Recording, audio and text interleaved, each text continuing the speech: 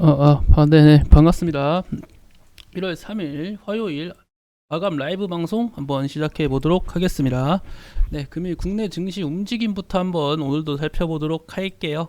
어떻게 움직였나 한번 살펴보자면은, 코스피 같은 경우는 금일 상승 종목 340개, 하락 종목 523개, 코스닥 같은 경우는 금일 상승 종목 740개, 하락 종목 720개로 형성되었습니다. 수급을 보시면 코스피 같은 경우는 양 거래소 모두 개인과 외인의 순 매수세가 이어졌으며 기관의 순 매도세가 나와준 상황입니다. 코스닥 같은 경우는 개인과 외인의 순 매도세 속에 기관 투자자의 순 매수세가 이어진 상황이고요. 이러한 가운데 비차익 순매수 역시 매수세가 이어지며 증시 상승에 보다 긍정적인 모습을 보여줬다. 증시의 낙폭을 좀 제한하는 듯한 흐름이 이어졌다고 말씀드릴 수 있겠습니다. 금일 국내 증시의 움직임을 좀 자세히 살펴보도록 할게요. 장 초반에는 좀 크게 밀리는 듯한 흐름이 이어져 가지고 다소 부정적인 모습, 그쵸? 코스피 같은 경우는 2180포인트까지, 코스닥은 660포인트까지 약세가 나와준 상황이었습니다. 하지만 저점을 찍어주고 빠르게 반등이 나와줬는데요. 제가 말씀드렸던 것처럼 제가 솔직히 전 이렇게 2180까지 빠질 거라 생각하지 못했어요. 원래 2200포인트를 순간적으로 이탈하면은 저점이라는 인식 속에 추가적인 매수세가 들어오면서 강세가 나와줄 것이다, 그렇게 예측은 했으나 이렇게까지 좀 2180까지 깨트리면서 반등이 나와줄 것이라고는 예측을 하지 못했습니다. 제가 원래 아침에 그렸던 시나리오 기억하시죠? 순간적인 이탈 후에 반등이 나올 것이고, 분봉으로 다시 봐드릴게요. 제가 그렸던 시나리오는 2200포인트를 순간적으로 이탈해도 빠르게 반등이 나와줄 것이고, 그 반등세와 함께 금일같이 쭉 강세가 이어지는 것인지, 혹은 약세가 나와줬다가 반등이 나오고 다시금 약세가 나와서 여기 저점을 깨고 약세가 나와주는 경우는 있어요. 이렇게 두 가지 가능성을 제가 제시했었고, 그 둘 중에 어떻게 나올지 모르겠으니까 그거에 따른 대처를 해야 된다고 말씀을 드렸었습니다. 아무튼 현재 국내 증시 이렇게 반등이 좀 나와줬다. 국내 증시가 이렇게 유독 밀리는 모습이 무엇이 있겠습니까? 현재로서는 뭐 가장 유력한 얘기죠. 반대 매매가 좀 계속해서 얘기해주고 있죠. 내년에 신용금리 10% 오르고, 그쵸, 반대 매매 칼같이 반대 매매가 좀 그 담보 유지 비율을 130에서 140%로 돌아간다. 반대 매매 기간을 유예해주던 증권사들도 내년분에 담보 부족 발생부터 모든 고객에게 반대 매매 유예를 적용시키지 않기로 했다. 그러다 보니까 이 반대 매매 매물이 좀 나올 수가 있다 생각했으나, 일단 금액 좀 빠르게 반등이 나와줬어요. 빠르다고는 빠르고 좀 느리다면 느린 수치긴 하지만 이러한 반등이 나온 것은 긍정적일 수가 있다. 그 또한 기억하시고요. 또다시 또 반등의 원인 중 하나로는 반도체 투자 세액 공제를 8에서 15%로 2배 가까이 올리기로 했다라는 소식이 있죠.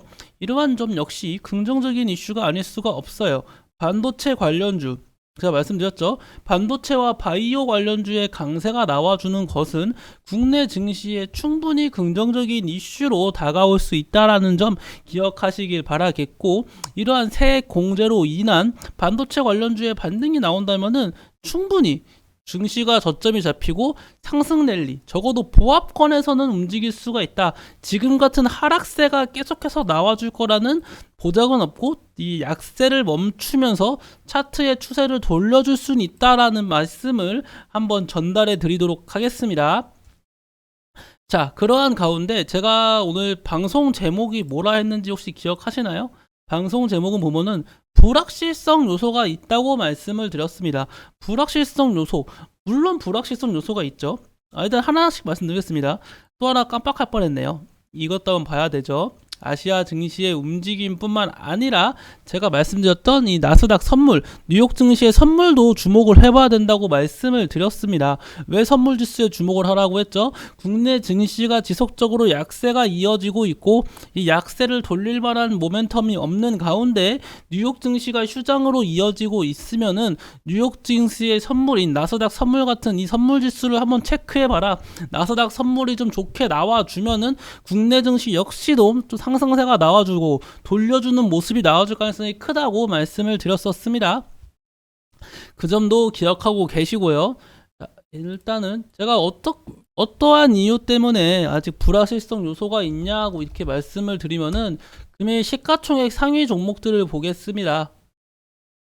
삼성전자, LG엔솔, 뭐 삼성바이오로직스 보이시죠? 이러한 종목들, SK하이닉스, LG화학, 삼성전자를 비롯한 시가총액 상위 종목들의 약세가 좀 크게 이어지고 있습니다. 특히 삼성전자 같은 경우는 금일 외인의 매수세가 정말 오랜만에 들어온 모습인데 매수세가 아직 강하지 않아요.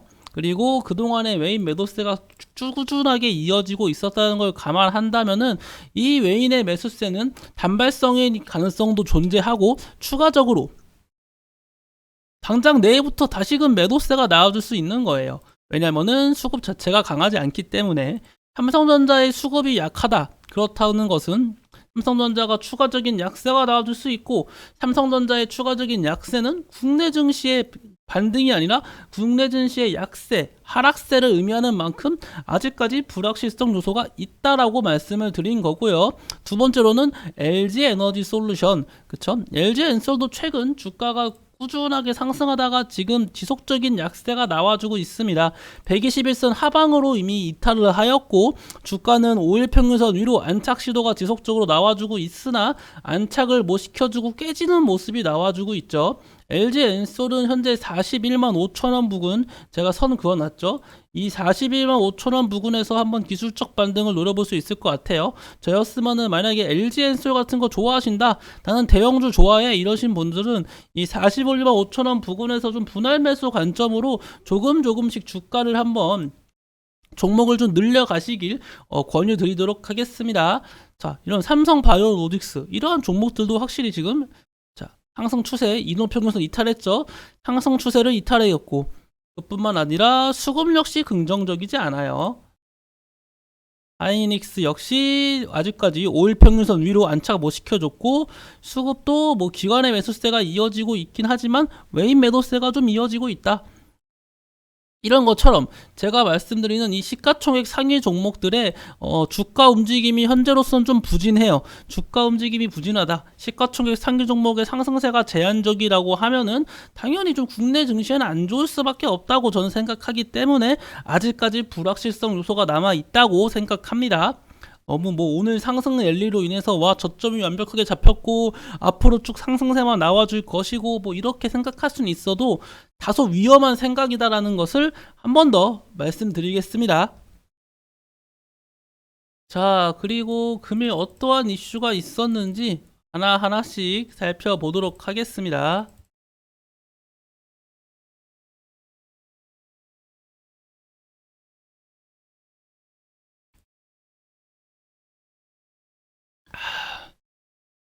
자, 첫 번째로는 중국 배터리 원재료 리튬의 주도권을 쥐긴다.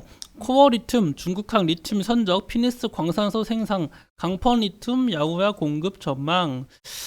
리튬 관련 이슈, 지금 리튬에 대한 중요성은 지속적으로 나와주고 있죠. 2차 전지 관련주 하며 전기차, 그렇죠? 전기차 그 배터리에 이제 리튬이 들어가기 때문에 리튬의 중요성은 말을 수도 없이 해도 부족할 만큼 강조드렸습니다. 하지만 이 리튬 관련주 정말 조금만 생각해 보세요. 제가 지금 계속해서 말씀드리죠. 위험성이 있을 수 있다. 리튬 관련주. 지금 전기차 관련주의 전망이 좋나요? 전기차 관련주의 전망이 썩 좋지 않아요. 테슬라를 비롯한 2030년 전기차 운용 70%까지 보고 있던 게 지금은 맥시멈 40%로 보고 있단 말이에요. 전기차 관련주의 전망이 예전보다는 확실히 내려온 상황인데 지금 리튬 관련주의 강세가 나와주는 거 보십시오. 저희가 이 하이드로 리튬 계속 말씀드리고 있죠. 뭐 다른 어반 리튬이나 STX도 마찬가지긴 한데 이 하이드로 리튬은 진짜 제 생각에는 위험해요. 이거 진짜 뭐 계속 강세가 나와주기보다는 저는 이거 진짜 한번 터질 것 같아요. 저는 이 하이드로 리튬 무섭습니다. 이거 저는 절대 매수하지 않을 것이고 너무 리스크가 큰 종목이지 않을까라는 생각을 하고 있습니다. 실적도 진짜 안 좋고 매출액도 안 좋고요. 영업이익도 안 좋고요. 말씀드렸죠. 그뿐만 아니라 사명까지 코리아 리튬, 그러니까 코리아 SE에서 갑자기 하이드로 리튬이라고 리튬 관련주로 불리고 있는 모습이 과거 에디슨 EV를 보는 것 같아가지고 상당히 무서운 종목입니다. 저 개인적으로.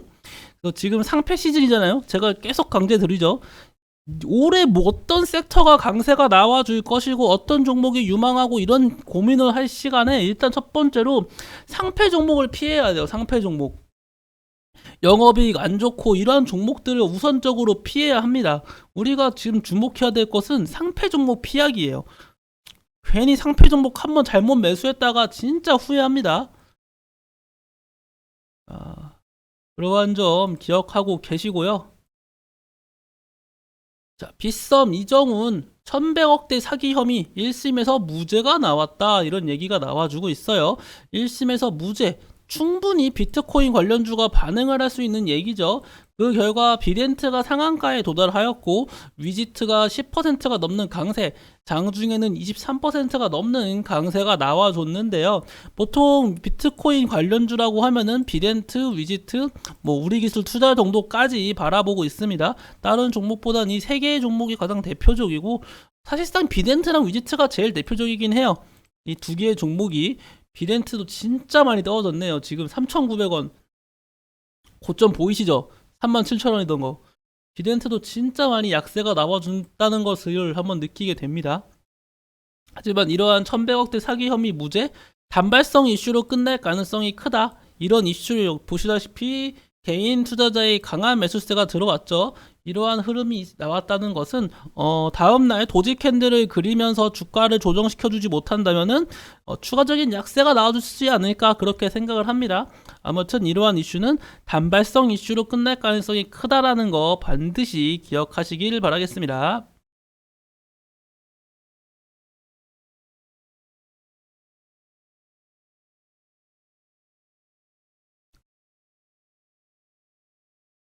자, 그리고 러시아, 우크라이나 곡물 수출을 대부분을 차단했다. 세계 식량난이 심화되고 있다는 얘기가 나와주고 있고, 이와 같은 이슈 속에 곡물 관련주가 좀 강세가 나와주긴 했는데, 제가 말씀드렸죠. 곡물 관련주가 강세가 나오려면은 분명 금일 시장이 안 좋았으면은 이와 같은 이슈를 달고 곡물 관련주가 강세가 나와줄 수가 있어요. 곡물 관련주는 품절주, 뭐 금리 인상 수혜주, 이런 종목들과 마찬가지로 대표적인 해지 테마예요. 해지 테마가 뭐죠? 증시가 안 좋으면은 이쪽으로 수급이 쏠리는 걸 해지 테마라고 하잖아요. 품절주는 애초에 주식 유통수가 적기 때문에 해지 테마로 불렸던 종목이고, 금리 인상 수혜주 같은 경우는 최근 금리 인상 이슈가 부각되면서 증시에 지금 경기 침체 이슈가 부각되고, 그러다 보니 이 금리 인상 수혜주가 또다시 해지 테마로 부각되었었고, 곡물 관련주는 전통적인 인플레 관련 수혜주로서 인플레이션이 우려가 되면은 곡물 관련주가 반사 이익으로서 해지 테마로서 이게 부각이 됐단 말이에요. 그런 걸 조금 생각해 본다면은 곡물 관련주와 금일 증시에 약세가 나와줬다면은 분명히 해지 테마로서의 작용은 될 수 있었어도 인플레이션 관련 이슈가 없었기 때문에 상승폭은 다소 제한적일 거라고 생각을 했습니다. 그리고 금일 증시의 약세도 다소 제한적이었죠. 장 후반으로 갈수록 점점 반등이 나와줬기 때문에 그렇게 큰 약세가 나와주지 않았어요. 그렇다는 것은 이 곡물 관련주는 매수하는 매수 포인트로서 값어치가 없다는 거죠. 매력을 못 느꼈어요. 이해하시죠? 제 관점은 어떤 관점인지 이해하시길 바랄게요. 같은 해지 테마지만 매수할 만한 매력을 못 느끼는 중이었다라는 거라고 해석하실 수 있는 죄송합니다. 해석할 수 있는 부분이에요.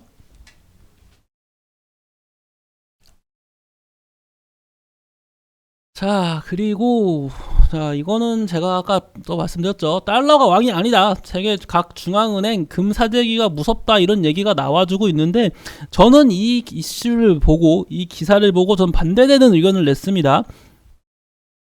어떠한 반대되는 의견을 냈죠? 달러와 금은 서로 상충되는 개념이다. 같이 올라갈 수 없어요. 달러가 오르면은 금이 하락하고 금이 오르면은 달러가 하락하는 서로 반대되는 개념이란 말이에요. 최근 달러, 강달러 현상이 좀 많이 완화됐죠. 강달러가 정말 이어지다가 최근 많이 완화됐습니다. 그러자 지금 금이 좀 얘기가 나와주면서 강세가 나와주는 건데 그렇다고 해서 현재 강달러 1270원이 절대 싼 편이 아닙니다. 여전히 강달러 현상이에요. 그리고 지금 FOMC에서 뭘 주장하고 있습니까? 이번 올해 FOMC 회의마다 금리 인하 계획을 고려하고 있지 않아요. 물론 이제 FOMC 연준 인사들이 바뀌었습니다. 대표적인 매파적인 발언하는 블러드 의원이 이제 사라지긴 했어도 그래도 연준 인사들의 통화 정책 기조가 바뀔 것이라는 의문이 있단 말이에요. 그리고 바뀐다고 하면은 몰라도 아직까지는 지금 지속적으로 올해 들어서 금리 인하 계획 자체가 없는데 벌써 금 관련주를 산다? 그리고 금을 사고 있다? 저는 조금 빠른 경향이 없지 않아 있다고 생각해요. 금 관련주로 뽑히는 종목으로는 엘컴텍이 있으며 이거 한번 참고만 해주세요. 뭐 TKG 애강도 금 관련주로 묶이는데 사실상 엘컴텍이 가장 대표적인 금 관련주다라는 거 기억하셨으면 좋을 것 같습니다. 자, 그리고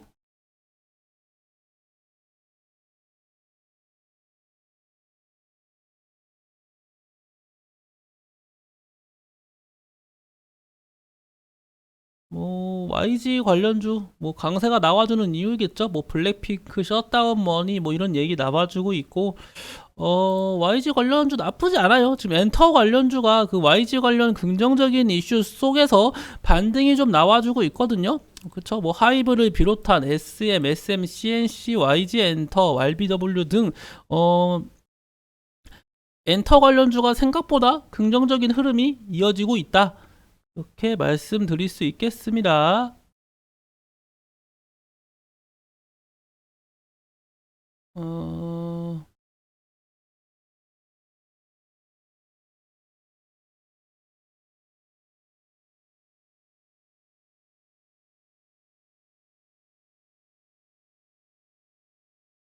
이제 다음 이슈로는 뭐가 있는지 하나씩 살펴보도록 하겠습니다.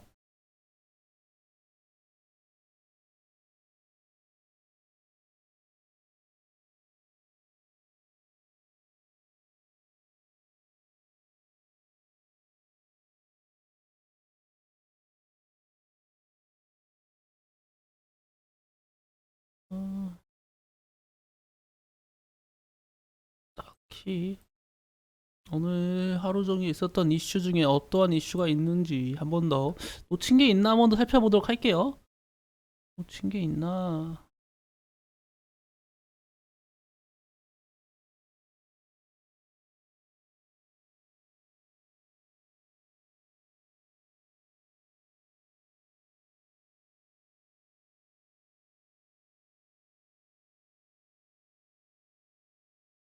음,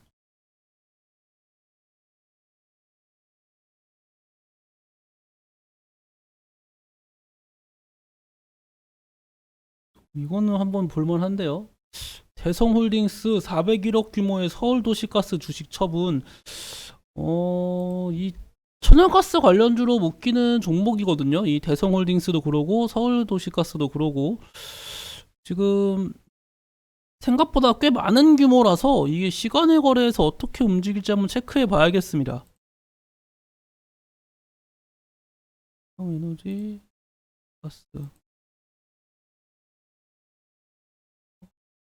이게 체결될 것 같지는 않긴 하지만 확실히 좀 긍정적인 얘기는 아니죠. 서울도시가스의 그 자기 자본의 6% 400억 규모를 처분하겠다. 안 좋은 얘기긴 합니다.